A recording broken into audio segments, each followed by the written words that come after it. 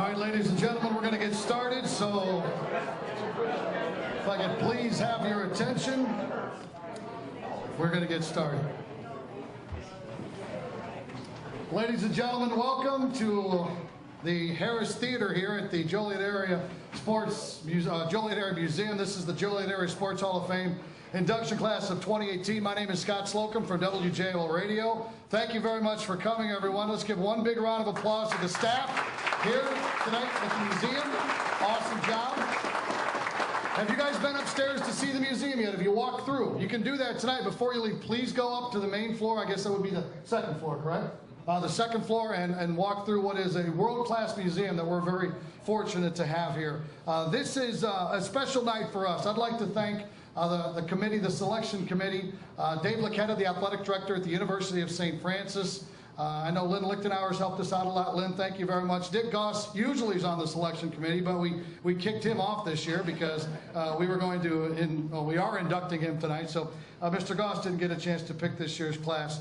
And myself, of course, and Jimmy Greenan, I know, helps out a lot with us, so thank you very much. And we really appreciate everyone for making this Hall of Fame as special as it is. The Joliet area is known, city of Joliet, as a city of champions, and it doesn't really take long to figure out why. We've had some incredible athletes. Please, when you get a chance tonight, I know the museum staff did a lot of work putting up the displays on the walls. Go back and look, and the one that I love the most is right over there. It's got all the classes through 2003, thank you very much, through 2016. It doesn't have the class of 2017 up there, but look at the names that are up there. George Mikan. I mean, George Mikan was the best basketball player of the first half of the last century. Michael Jordan was the best basketball player of the second half of the last century. And Tommy Thayer's up there, and Larry Gurra's up there, and I know I shouldn't start mentioning names, but they're just incredible people. These are world-class performers that are from this particular area. Before we start with this year's class, we do have a handful of people that were inducted prior, so if I can ask them to stand up and hold your applause till the very end. These are previous inductees into the Joliet Area Sports Hall of Fame: Matt Seffner, Pat Sullivan, Hank Pillard, Billy Boy Thompson, Bernie Girl, and Don Gavoni. These are people that are already in the Joliet Area Sports Hall of Fame. And Billy Boy would probably like to come up here and make a speech, but we'd be here till midnight, so sorry, Billy Boy, we're not going to do it. He's got some great stories. You guys want some great stories? Go talk to Billy Boy Thompson. Billy Boy took on the baddest heavyweights of the, 60s and 70s? George Foreman knocked him on his butt. Yeah, no big deal. And now Billy Boy can knock some food on his butt right now, Billy Boy. So you can go back and eat. All right. So without further ado, this Hall of Fame, you know, we've been having our induction ceremonies at Route 66 Stadium, formerly Silver Cross Field, but we needed a home. And this gentleman behind me and his entire staff in the city of Joliet said, well, let's put this Hall of Fame in the Joliet Area Historical Museum. That's where it needs to be. So we're in the process of fundraising. If anybody's got about $35,000, $40,000 tonight, I'm happy to take your check. We'd like to have a permanent exhibit here. And all of these things that you see on the wall and the things that were donated tonight by our inductees, they will go into this Hall of Fame, and it's not too far away, folks. This is going to happen, and this will be its permanent home. So you'll be able to, long after we're all gone, for generations, people will be able to come here and see the incredible performers that are in the Joliet Area Sports Hall of Fame. But again, if it wasn't for the folks from the Joliet Museum, we would not have a home. So Greg Peerbolt is the executive director, and he is going to lead you through the rest of this evening. Ladies and gentlemen, Greg Peerbolt. Thank you, Scott. First, I want to make a couple thank yous myself. Scott highlighted the staff, but the staff of the museum did an incredible job tonight, so really want to thank them as always. I mean, we're coming off a 3,500 person event in the old prison, and we were still able to throw this together 2 weeks later, and that's a testament to staff, and you certainly wouldn't know that had you happened to be here, so thank you guys for all your work. I do want to acknowledge a couple of board members who are here tonight. Our board chair, and you heard Scott introduce her, Lynn Lichtenauer. Lynn has been a powerhouse through a lot of cool things that we're doing, so thank you, Lynn. New to the board, Don Gavoni, Don Gavoni Jr., and we're happy to have him. Our appointed JJC rep is with us tonight. And Ray Solomon, the mayor of Crest Hill, my old buddy from the prison, is here. Welcome, Mayor. You know, whether we are doing a 3,500 person event at the prison or a 100 person event for the Sports Hall of Fame, what we do is Pride in Joliet. That is our product if we have one. Pride in the Joliet area. You'll notice that there is a little bit of a lapse in the classes. This was something that, like a lot of things through the recession, unfortunately fell by the wayside, but the team got back together, so to speak. We got the band back together and we decided this is something we need to carry on. This is something we need to continue. We're happy to have so many past inductees because this is about the camaraderie between you guys. Being a part of something is incredibly important, and I think this work deserves to be showcased to our visitors from around the world. Scott mentioned, you know, we are close to getting this exhibit started and up and running here at the museum. So we're just incredibly proud of the opportunity, and this is just kind of a favorite thing for us to do every year.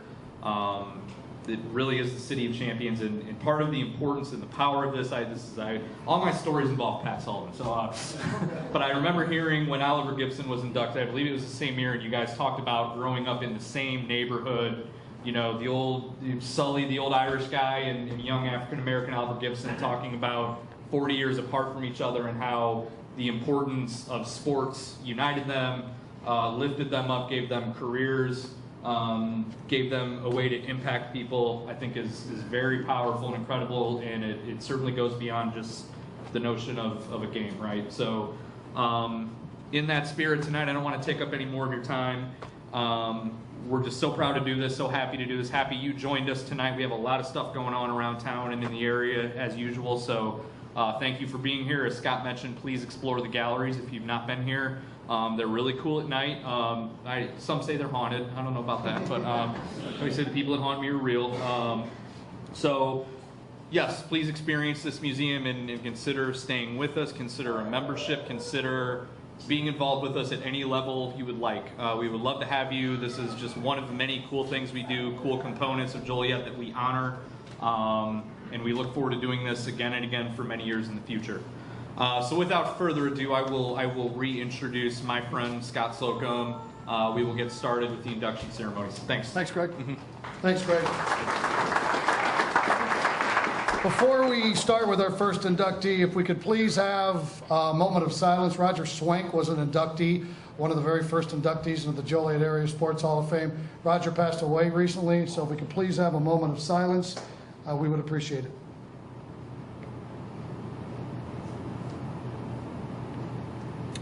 Thank you very much.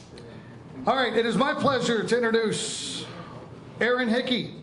Erin Hickey's legacy was born long before her high school days at Morris started, but her incredible gifts were first exposed after her freshman year in high school, when her varsity coach, John Mackinson, who's here today, hey Coach Mack, how you doing, went to Erin and her parents and said, hey, what do you think we turn around and batter from the left side? And Mom and Dad weren't real happy about that. Erin wasn't particularly happy about that. But John's like, you know what? She's really, really talented. She's really fast. Let's try her from the left side. Well, Mac, your plan was brilliant. It turned out great for the Redskins, who won a state championship with Erin at the top of the order. It worked out for Depaul, who was a dominant force with Erin and some other really talented players up on the west side of Chicago when she was there. Eugene Lenny said to me the other day, and I quote, if Erin would have played all of her games on turf like they do now, she would have been impossible to get out. Both Coach Mack and Coach Lenny called her a great student, a great leader, and always put the team first. So those of you that aren't familiar with her, why was she so good? She was fast. Tim Graff, she was faster than you probably from home to first. Not probably, she was. In fact, we can go outside, and I have a feeling she might be able to get you. 2.3 seconds from home to first, and it wasn't one of those drag bunt things. That was bunting, flat-footed bunting, going from home to first. 2.3 seconds. National records in steals and hits. All-American at Depaul, member of the 2015 Depaul Blue Demons Hall of Fame, and was just an incredible player. And when she got to college, she developed some power, gap power, as they call it. She had some things she had to deal with in college. She tore her ACL just fielding a routine fly ball in Arizona during practice, and her mom's health. But she always knew that when she was between the white lines, she had to dominate, and dominate she did. Coach Lenny said that had there been professional women's softball, Erin would have easily played in the league, and she would have played and been a force for years. Ladies and gentlemen, 2018 inductee into the Joliet Area Sports Hall of Fame, Erin Hickey Dransfeld.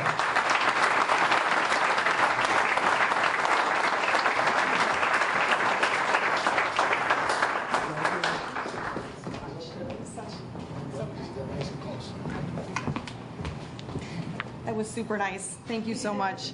I am really honored and humbled to be inducted into Joliet Area Sports Hall of Fame. Thank you to the Hall of Fame committee that selected me. It's such an honor. Let me start off by congratulating the rest of the 2018 inductees. I've been reading and hearing about you, and to be alongside of you is, super humbling to say the least.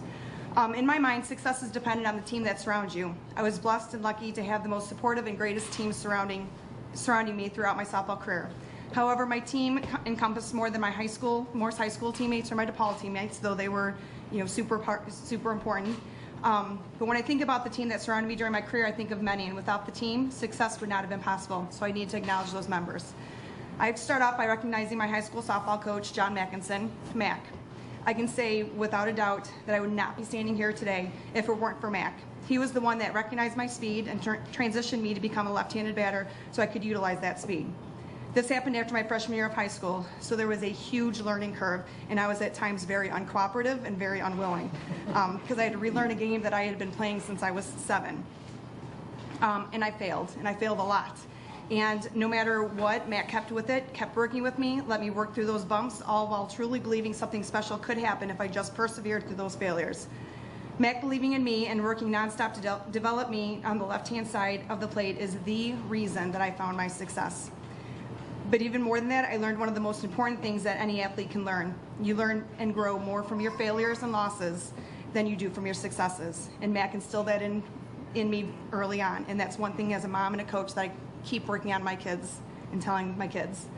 Another influential coach I have to acknowledge is my Depaul coach, Eugene. He took this little small town Morris girl and brought her to the big city. It was terrifying to say the least, but Euge put me at ease and made me so comfortable.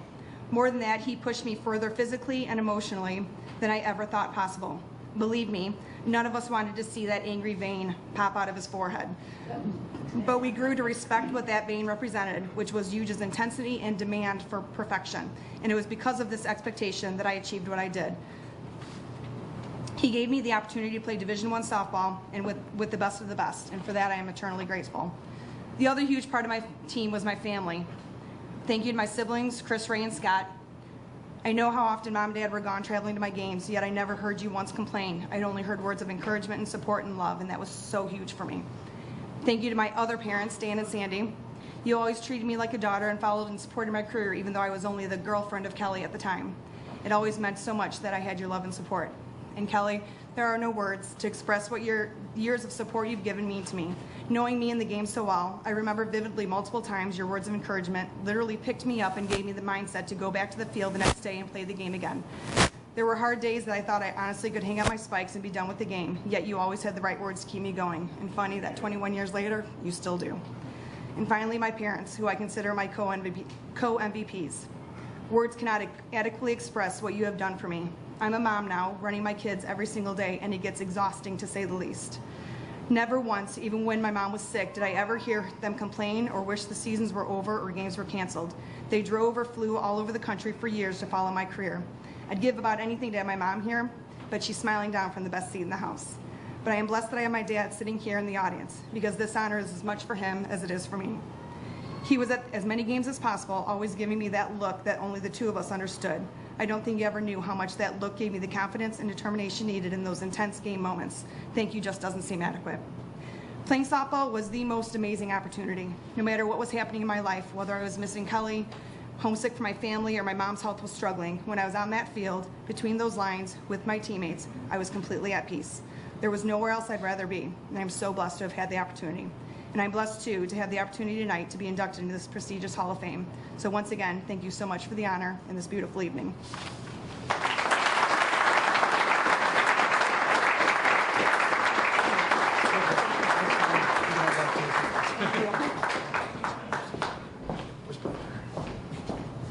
I lost my program.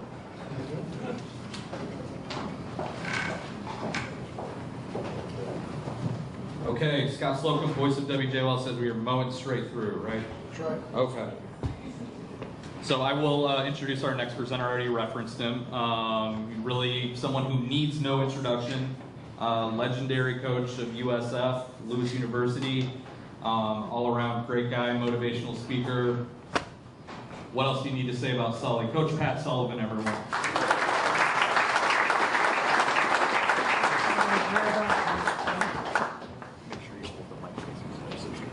Thank you. Well, I'm very honored to present our next inductee, but it's also a little bit of a problem. I think a lot of you in the audience know Dick Goss, sports writer, sports editor. I never liked Dick.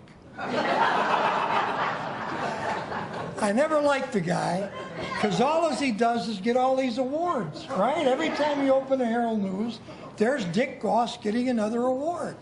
So I'm worried about the writers who follow Dick. There's no awards left. For 35 years, I've admired Dick's work, and I've admired it for 3 reasons. First is he's not a good writer, he's a superb writer. And I think all of you who have read Dick know that he could write for any newspaper or any magazine in this entire country. He is that good. Second thing that I always admired about Dick was his work ethic. Now, we've got a lot of coaches in the room. Were I to ask the coaches, how busy were you during your season? I think I know the answer, right? Everybody would say incredibly, unbelievably busy. Well, then think about Dick. Dick had 4 seasons: fall, winter, spring, and summer, because games were being played during all those times. And then I'd ask the guys and gals in here, whoever was involved in a championship game. I'll bet I know who was there. Dick Goss. He just didn't miss him. And then maybe the main reason would be this.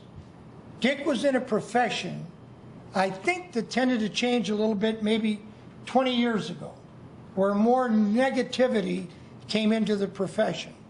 And in some areas, a lot of negativity. I never saw an article that Dick wrote that wasn't positive. I never once saw where Dick threw an athlete under the bus or embarrassed in it, not once. Think about that, 35 years. So I'd like to finish with this. I think 2 guys said something that really personifies Dick's body of work. When Bill Russell was at the United Center, Buick Stadium, and he was talking to Michael Jordan's parents, and it was during Jordan's first years, and Russell said to his parents, "Your son is a great player, but he's even a better man." Well, we certainly can say that about Dick. He was a superb and is a superb writer. But for all of you who know him, and I know it's probably everybody in the room, he's a better man. And then Vince Lombardi used to say this to the Packers. He used to say, chase perfection.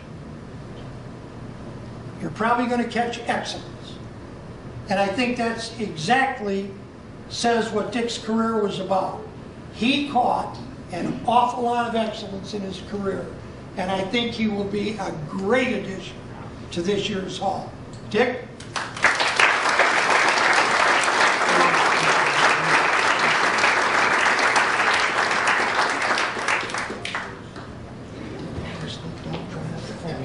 Yeah, take your time, Pat. There we go. Well, thank you very much, Sully.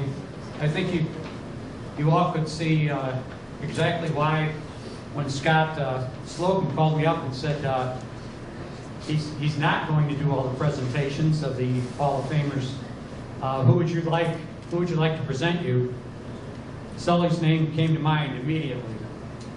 And if for some reason Sully wasn't available, I figured Billy Boy would be. But then again, as Scott said, we'd be here all night. So, not necessarily telling good stories about me, just telling his stories. But anyway, I am glad that Scott decided to give up the job of presenting everybody tonight, because I know for sure one of the things he would have told you about is how lousy a golfer I am. I played in an outing with Scott, in some outings with Scott many times, and one day we were about the 14th hole, and he said, I'm sorry I got to say this, but you hit some of the worst golf shots I've ever seen. And he was kind of afraid that he offended me or something with that. And I said, no, I understand. I do hit some of the worst golf shots that I've ever seen.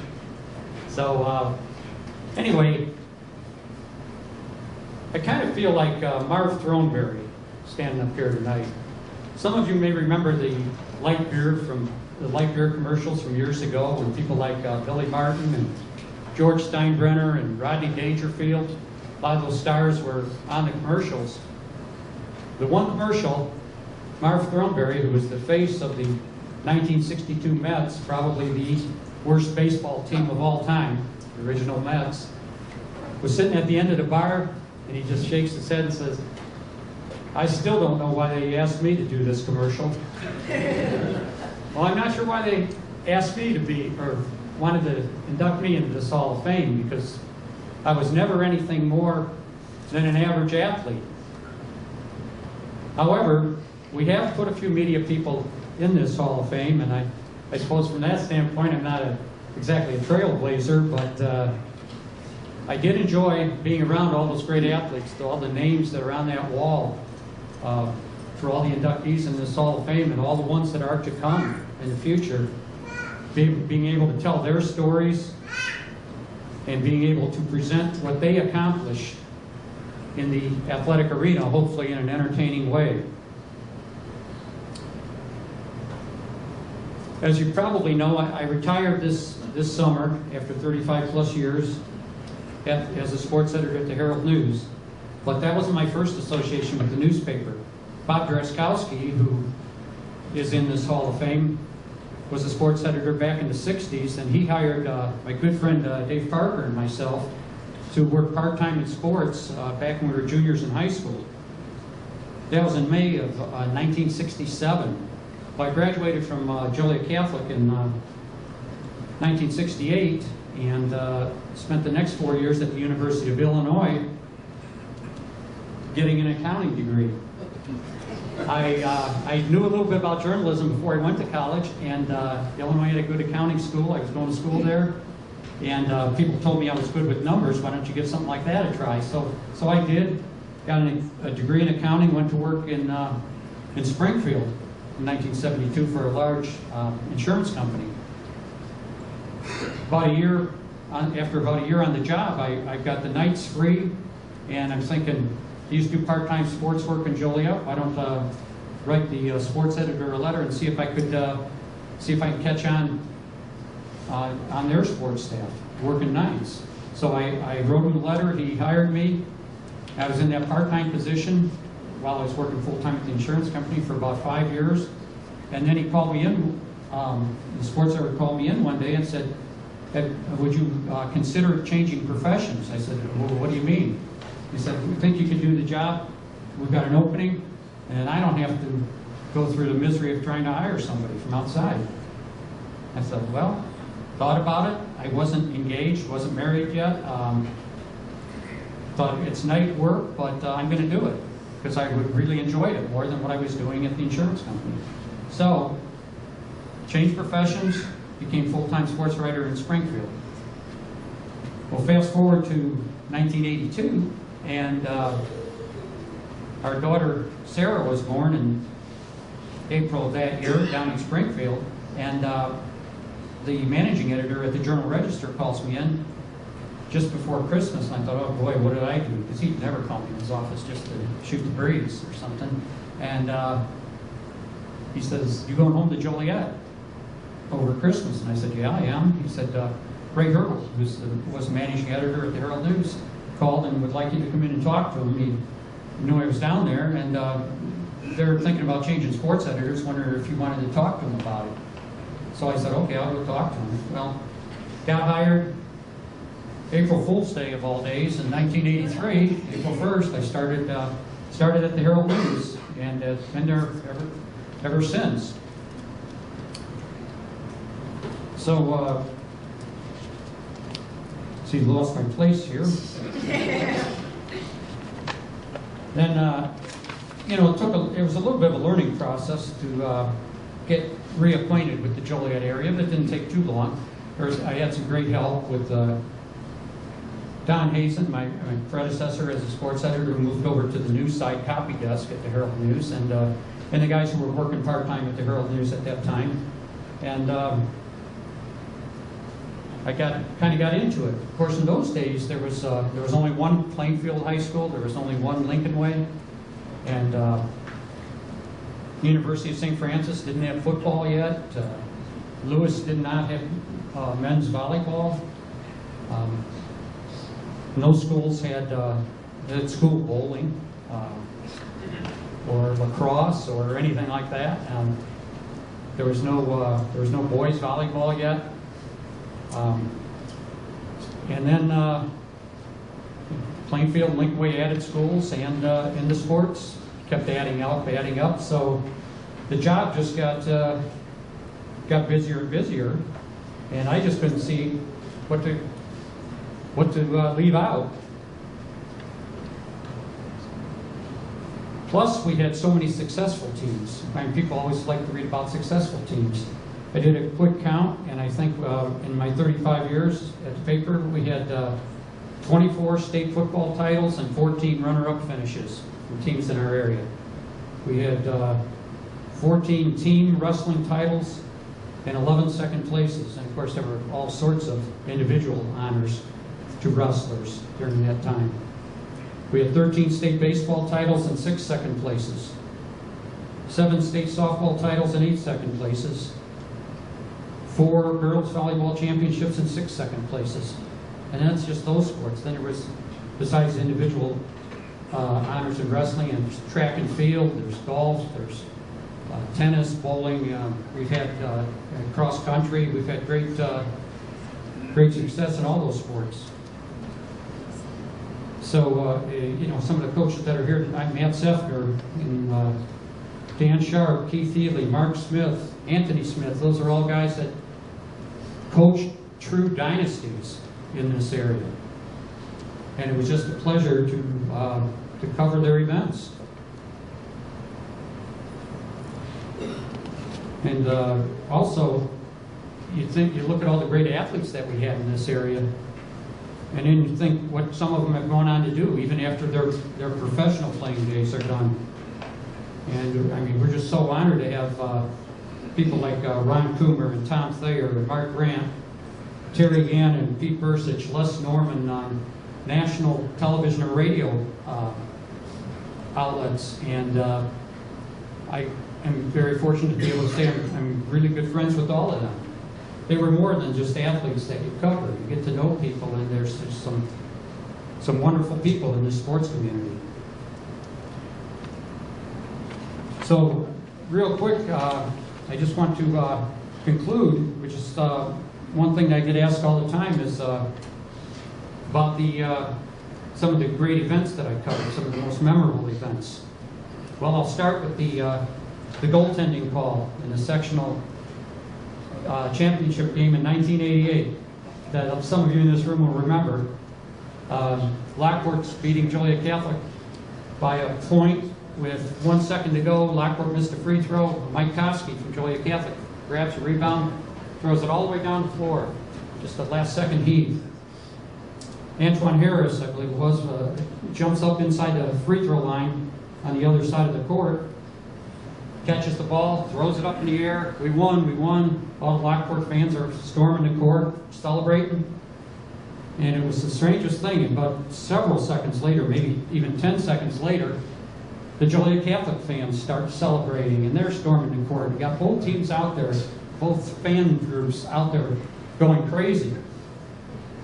The trail official, I believe it was, had called goaltending on that shot. There was, you can argue if the ball could have possibly even touched the bottom of the rim, but there's no way that anybody would have left that gym that night and said, "Where's the goaltending call?" if he hadn't called it. but he called it. Joliet Catholic won the sectional, went on to the super sectional. And that was one of the most amazing things to have to write about on deadline that I've ever experienced. We had a Lockport Providence baseball game where a fake pickoff throw ended the game. Lockport fell for it, Providence pulled it off. We had a Minooka Lockport softball game where Minooka was 1 run away from getting 10-run ruled, 14-5 game in the 4th inning, and they wind up, what happened? They turned it around. 16-15 was the final score, Minooka's favor. Minooka went on to win the state title after that. That was in a sectional game. That Plainfield North Fenwick football game where the officials didn't know the rule on whether an untimed down should be given or not. Plainfield North kicks a field goal to tie the game, send it in overtime. Plainfield North wins in overtime, and Fenwick, then a couple hours later, they start finding out that there was, according to the rule book, in that situation, an untimed down should not have been given, so the thing went to court to decide who was going to play in the state championship game against East St. Louis. And at the JCA Montini football game where Ty Isaac rushed for 515 yards and 6 touchdowns, averaged 20 yards a carry for Joliet Catholic, and the Hilltoppers got beat 70-45. You had the Joliet Catholic Riverside Brookfield game, famous game that went down the wire, 56-50 Joliet Catholic. You had Joliet Township almost knocking off Peoria Manual downstate in basketball. Michael Mine's shot bounces across the rim, his 3-point shot from the corner at the buzzer. He makes that, they knock off Manual and probably win the state championship that night. And then in Sully, the greatest college basketball game I ever saw was the Olivet USF basketball game where the Saints won in double overtime and went to the Nationals. It's just unbelievable college basketball game. So covering all those type of things and being on the board of the Old Timers Baseball Association for so long and being on the committee for this Hall of Fame and the committee at the Joliet Catholic Hall of Champions, it's just been a really good run. And I appreciate all of you being here tonight. Thank you very much. And my family, thank you very much for all the time that you had to be without me. My wife Janine was without me very, very, very many times because I was working, because I was covering all you guys' events. So thanks one and all. I really appreciate this.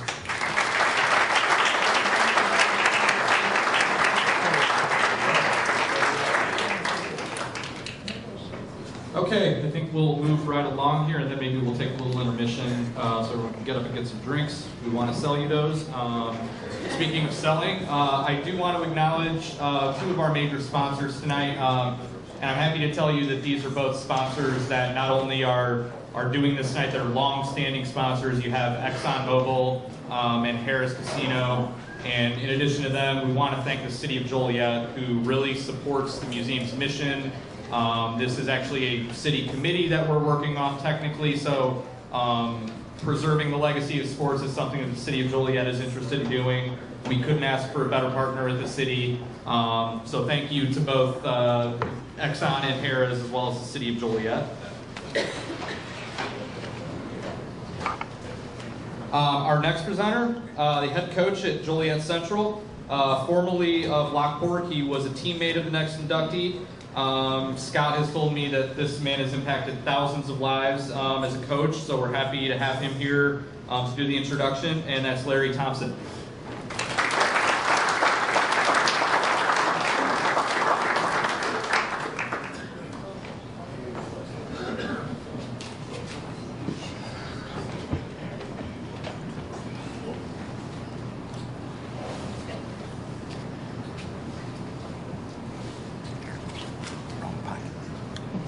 Someone told me I need to be short, so I started to write something down. When I was asked to introduce Tim, my mind went back to 1975. That's into that. And that would be, I wouldn't be truthful if I just started writing stuff down and talk about my buddy Tim. So we're gonna keep it short because Tim's gonna take care of the rest.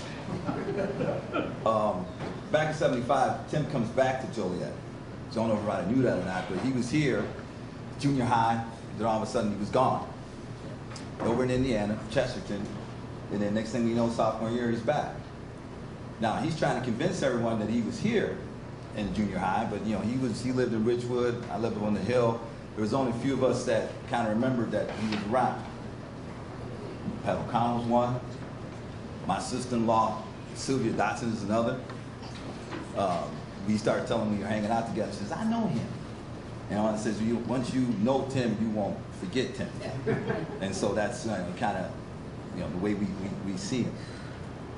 All his accolades are there, but the biggest thing that I'm most impressed with, not only the fact that we've been able to be friends for over 45 years, is just the fact that Tim wears his emotions on his sleeve. That's probably why we are friends. I'm the same way. He didn't pull any punches about anything. He means what he says, and what he says he's going to do, he does. So when he said he was going to win the state title, and after finishing third as a junior, I believed him. That inspired me to make sure, at my senior year, that I, at least get back downstate and get a place. He was off to Indiana then, and things like that were coming his way. One of the things that impressed me the most about his career at Indiana was in 1980, he made himself into one of the 6 fastest runners that was able to, that they were going to look at to run relay. And I said, how'd that happen? He goes, he won the 300 meters indoors, so that means he had to run the curve pretty well. And I'm laughing. What are you laughing about? I go, you gonna be a curve runner on a relay? You, who the guy who hated the curve in the 200-meter dashes, they're gonna look at you as being one of the relay alternates or a relay team if we went to the Olympics in 1980. And he goes, yeah. And I says, that's just incredible. But it's all come from his perseverance, great coach he had in Sam Bell in Indiana, and just the fact that Tim wanted to just achieve the most he could from that situation. And as he went on from there, you just see his ability to reach out, touch adults, children, anyone, with his enthusiasm and his ability just to make you feel like you can be anything you want to be. He's helped me out in my career with that attitude, just being my friend. So right now I'd like to introduce to everyone here and welcome to the Hall of Fame, Mr. Tim Grant.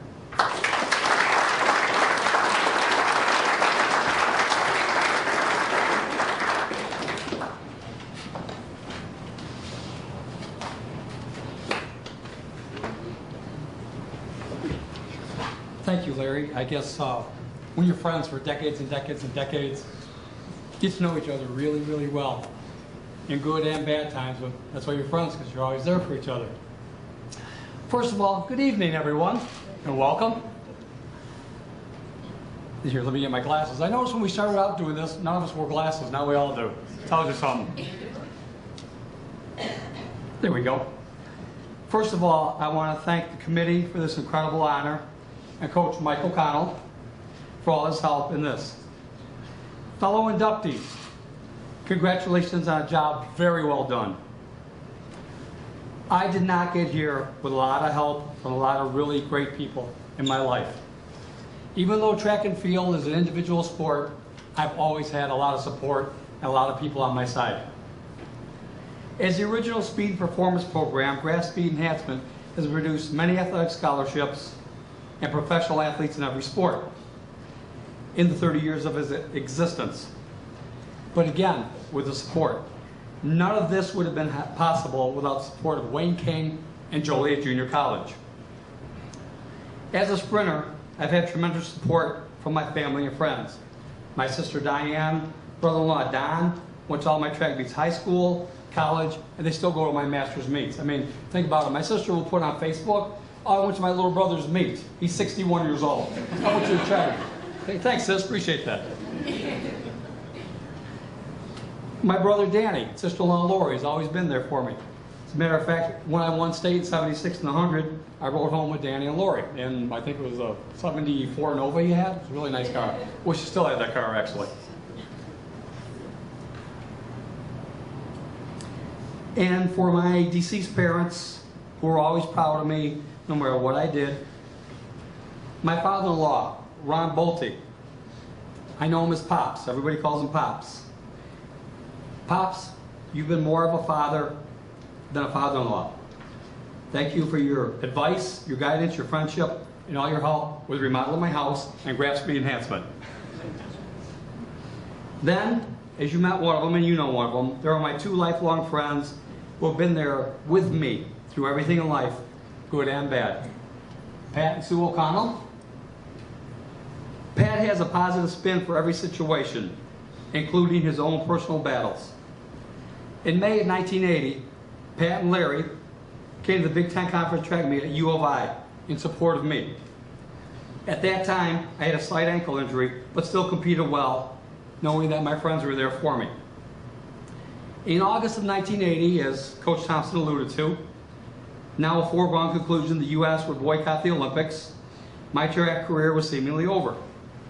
At that time, of course, Pat and Larry drive down from Joliet to IU to move me back home.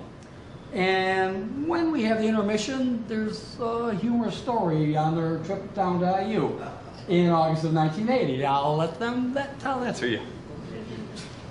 We packed everything up on a Friday night, and we contemplated our futures.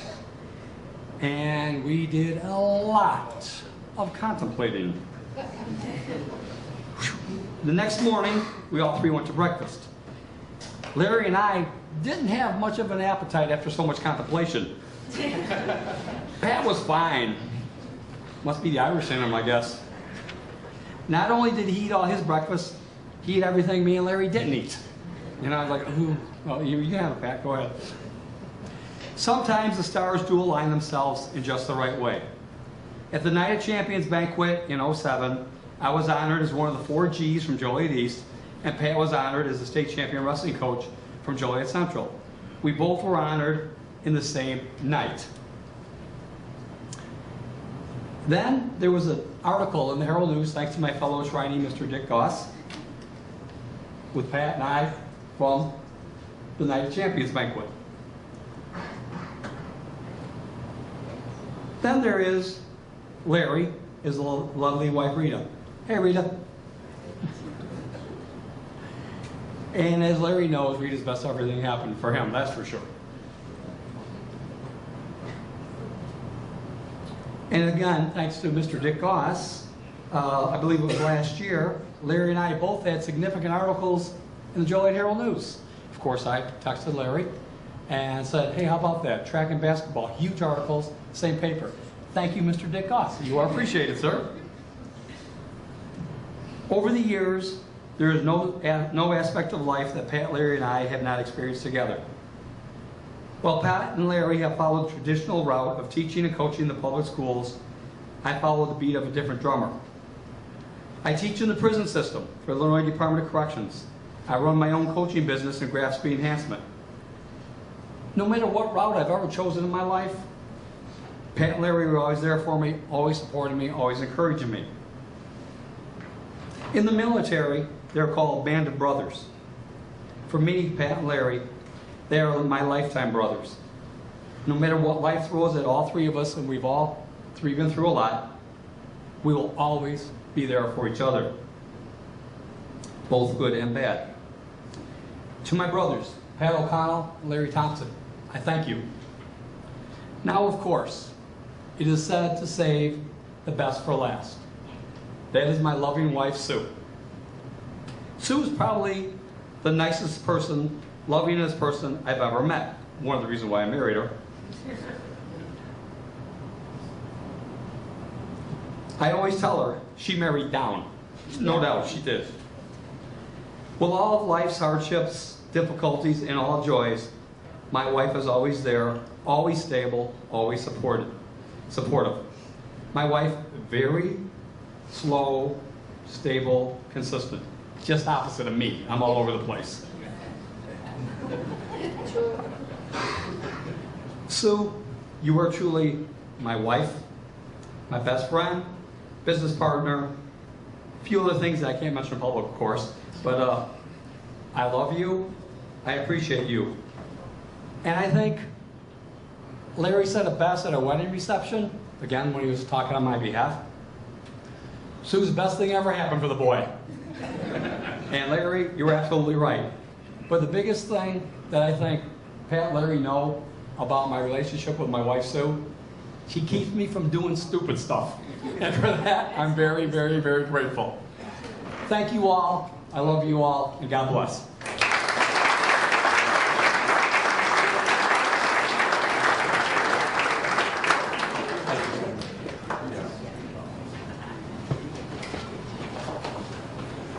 This is the second time that I forgot my program. Okay, Scott Slocum, the voice of JOL, says he wants to keep going, so we're going to keep going for Scott, because you can't argue with the voice of WJOL. He has a radio. He can definitely get you back.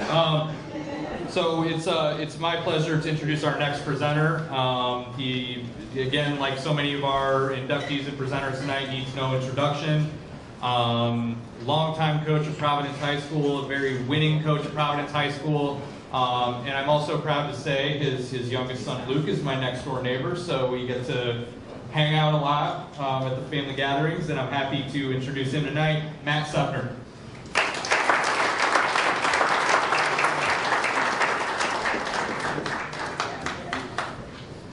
Thank you, Greg.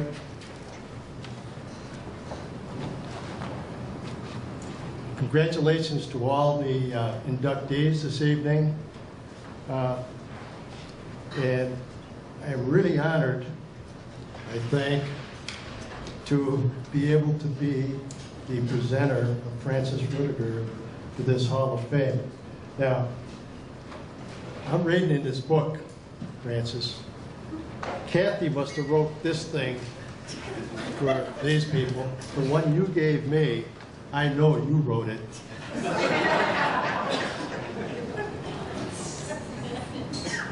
Attended Providence Catholic High School. Played 3 varsity sports, football, wrestling, and baseball. All conference and all area. Now, Dick Goss, you can go back in the archives and verify this. And then I know this one here doesn't even exist. The All-Sefner football team. He is the owner, operator, and personal trainer of Rudy's Gym in Shorewood for over 44 years. Now, that's not a fact either, because I can remember when my sons used to go lift in his garage on Richmond Street. That garage was packed with stuff, and I just want to know how, in the wintertime, or if you were nice enough to warm up the car for Kathy, because I know it was not kept in the garage.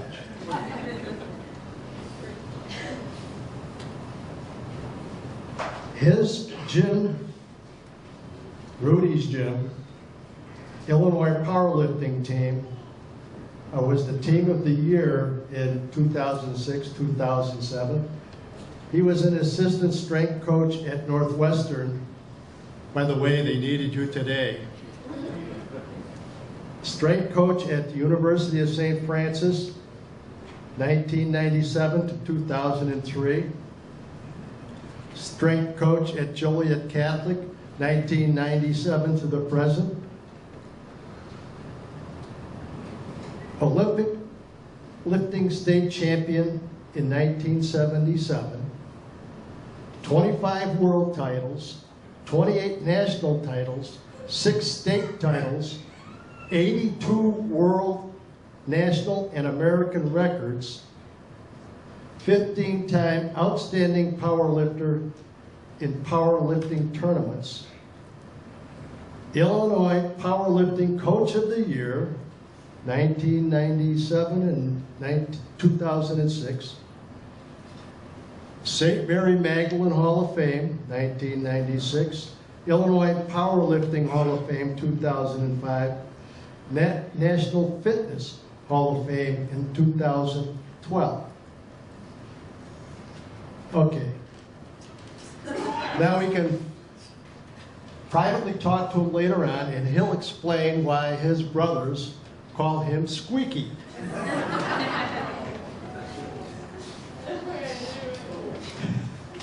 So we also know about his brother Dan and the movie Rudy. A great story. I watched it about 6 times. I cry every time I watch it. Okay, but tonight we have another Rudy story. Not about a really great athlete in high school, mainly because of his lack of size, but oh, what a competitive spirit. And that spirit is what drove him to achieve such greatness in competitive powerlifting. You heard, I just gave out all the awards that he won, and his teams at Rudy's Gym have won. That's awesome. But in my view, being involved in area sports for over 50 years, the greatness of Francis Rudiger, the single most important thing that he has done is the years he has given to area young men and women who want to improve their performance in the athletic arena. Since the late 70s, he has given to athletes and area coaches in all sports the knowledge and importance of weight training in athletics. Ladies and gentlemen, please join with me in welcoming into the Joliet Area Sports Hall of Fame our Rudy, the real Rudy. That's a good one.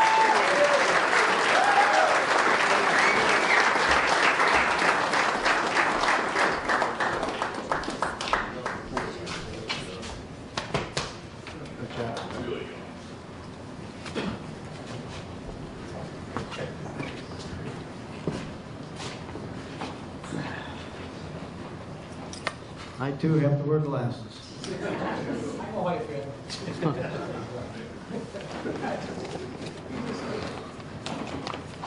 Thanks, Matt, for the great introduction, for being my teacher, mentor, and for being a lifelong friend. Thank you to the Joliet Area Hall of Fame Selection Committee and the Joliet Area Historical Museum for hosting this prestigious event. Congratulations to my fellow well-deserving inductees, Dick, Tim, Sean, and Aaron. My parents, this is a great honor, and I am deeply humbled. I have many people to thank. My parents for instilling morals, Christian values, hard work, and dedication in me. To my wife, Kathy, for 44 years of love and support. I cannot thank you enough because you know what I do is very demanding. My daughters, Jamie and Shelley, I love you. My mentors, Jim Pumphrey and Ernie Franz, and all the athletes who have come through the doors of Rudy's Gym, who inspired me each and every day, and with whom I have built lasting friendships. My younger brother, Mark, also a Hall of Fame inductee. It is an honor to be alongside of you in this prestigious place. I never thought when I started weightlifting at the Joliet YMCA in 1971 and started up a gym in my 2.5-car garage in 1977 that my career would lead me to this night. I am extremely humbled. I love seeing young, timid athletes gain the strength, confidence, and self-esteem to succeed not only as a person, but in life. When I see the camaraderie and friendship begin to form with kids from different schools and the encouragement given to each other, then I feel I have done my job. Thank you again for such a great night, and for such a wonderful honor. Thank you.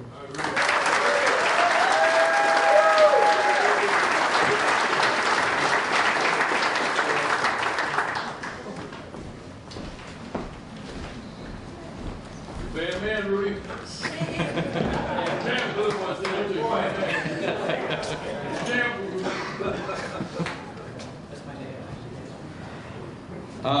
Wow. That's cool. I love it. See, we love the camaraderie. That's why we do this every year. This is something we're so happy to do and keep doing. So, and I do want to hear some of these stories, the off-stage ones that we need them for posterity. So we'll hear all about them. The final presenter of the evening, Jeff Van Buell. He was a former boys coach, basketball coach at Romeoville High School, and he will introduce this evening's final inductee, Sean Van Dyke.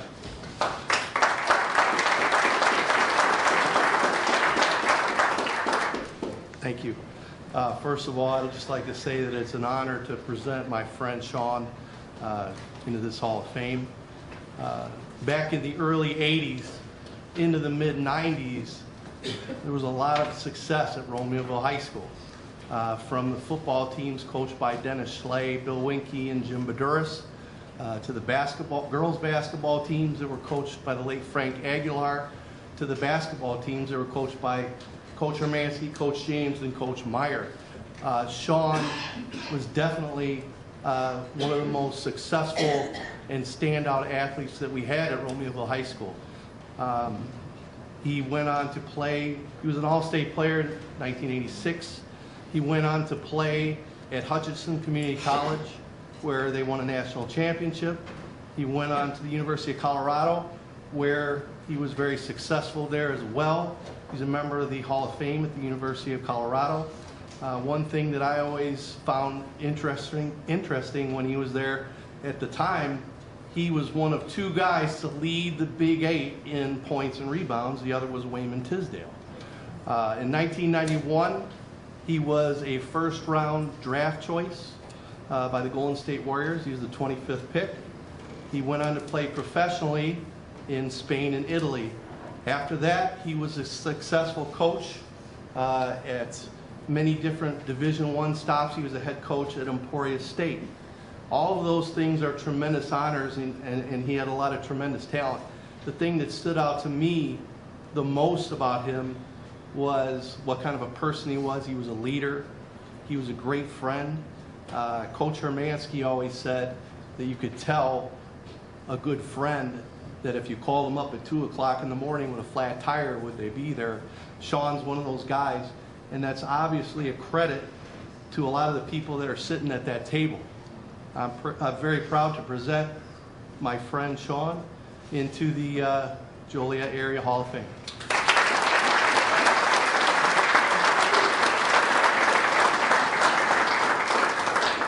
All right, Sean, do us proud. Roll baby.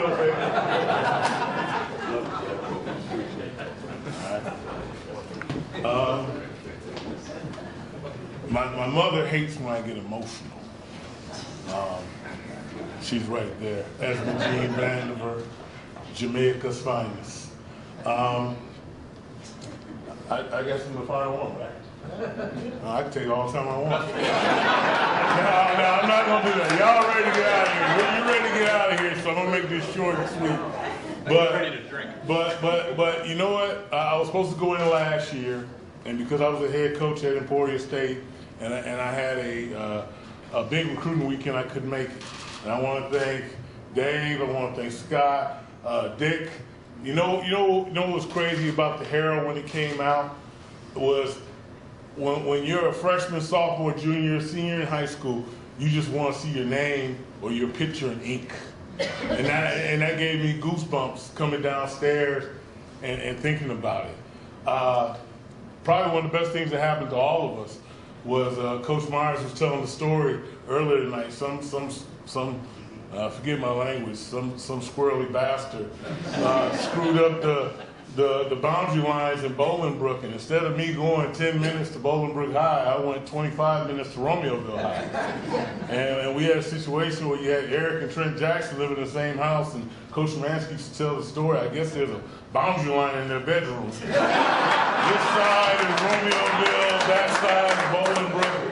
But the thing that Coach James right there will attribute that this time of year is crazy because as a college coach, I'm running around, and I almost had to cancel this year because last weekend we had a young man get into an unfortunate situation where a car was involved, alcohol was involved, and next thing you know, he's walking around in a gray jumpsuit and shackles, and I'm trying to get him out. But I didn't miss it. I'm here, and I love the fact. And Coach, you know, when Northwestern went on that run, and you know, I was a little hurt because I thought I was always the most famous guy you coached, but I guess Chris Collins is now.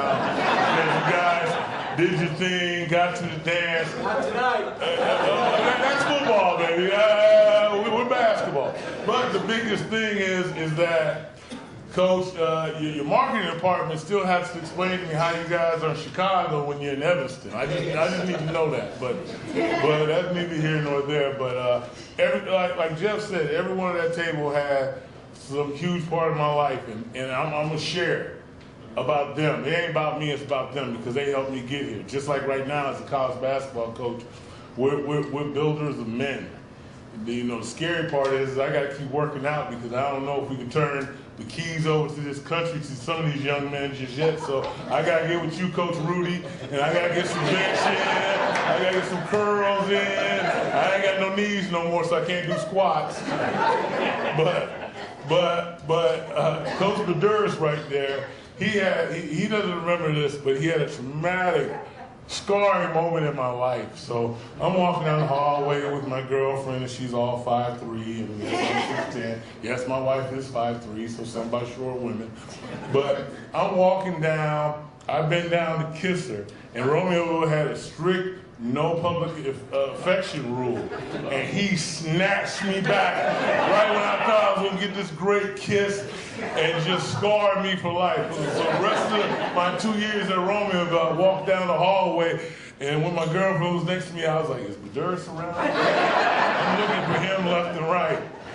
You know, Jeff is a part of a team that I wouldn't be standing here without them. Yvonne, Jeff, and I did some really crazy things in high school, a couple public urination things that we'll talk about a little later. But, yeah, you know I remember that. You know I remember that. Yeah, we're leaders of men and we're out public urinating left and right. So, that's good to hear. That's good to hear. That's good to hear.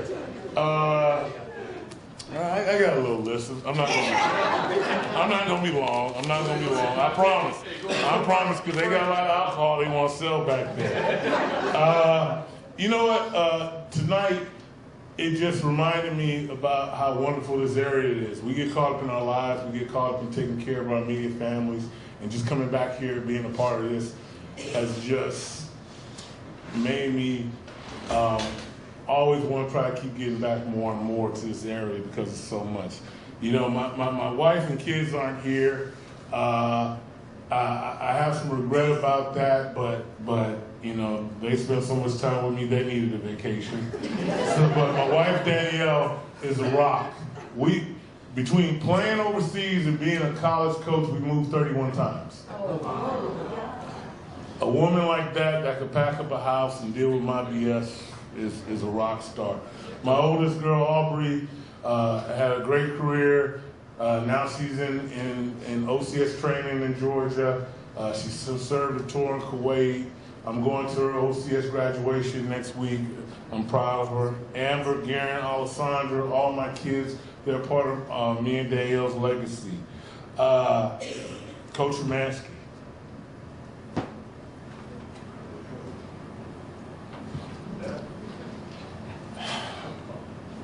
You know, all those guys all these men at this table helped make me the man I am. But Ski, I love it.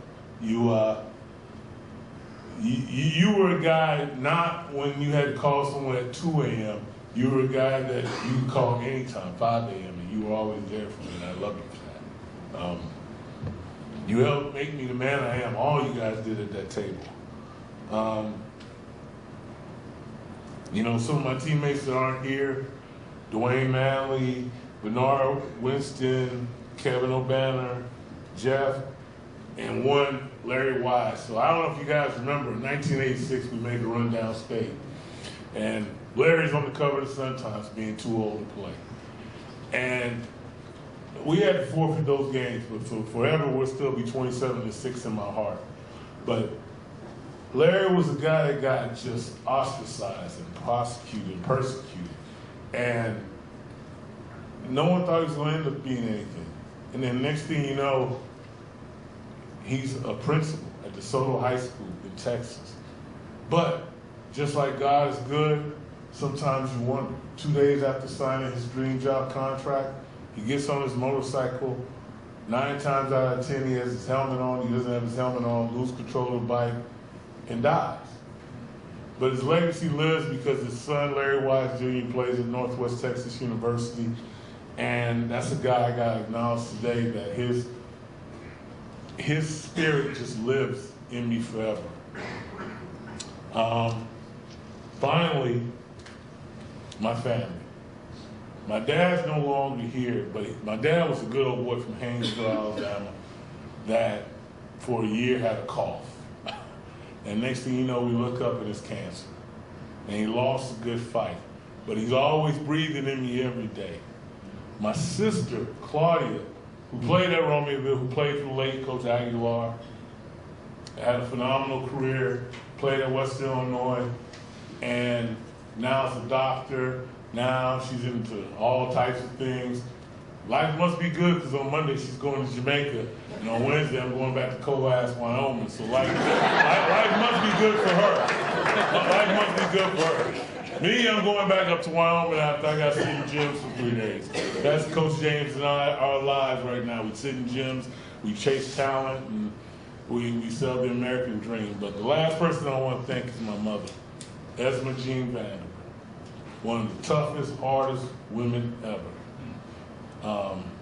Helped raise me, helped mold me. A lot of times we don't say I love you a lot in our household, Mom, but we know we're loved.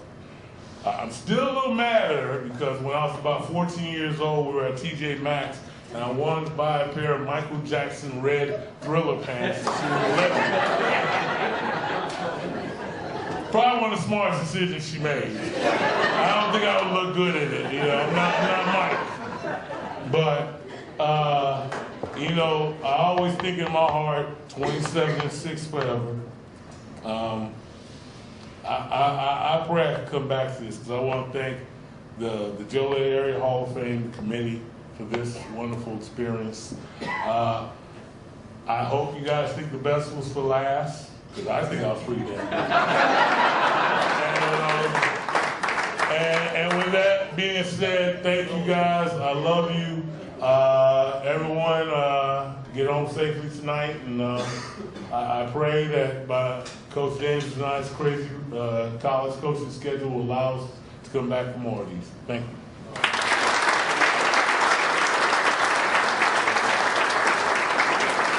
All right.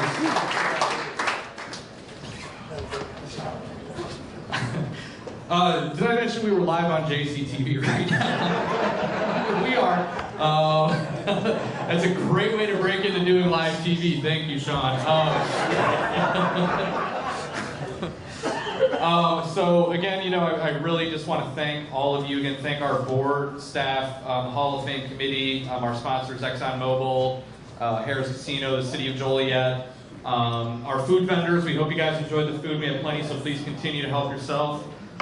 With that, I think I'll turn it over to Scott Slocum, our MC. Thank you for trusting me to be the MC. Absolutely. I appreciate that. Thank you guys so much. We'll have Scott take us out. Thanks, Greg. Folks, have fun. Thanks for coming. We're open till 10. The bar's open. Stick around. Let's tell some, those were good stories, but now we get the really good stories. If I could ask one final thing from our inductees, please, would like to get you all together as a class. So if you would all please, where do we want them, Dave? John, where do we want them? Right here. If we could have the 5 inductees, please come on up. Folks, on behalf of the entire Joliet Area Sports Hall of Fame Committee, thank you very much for coming. Stay here till 10. Let's have a good time. And check out the museum upstairs also. Billy Boy gets to MC next week. No, he doesn't. No, he doesn't. John, where do you want him? On stage or? All right. John, that was killer, man. That was good. shot.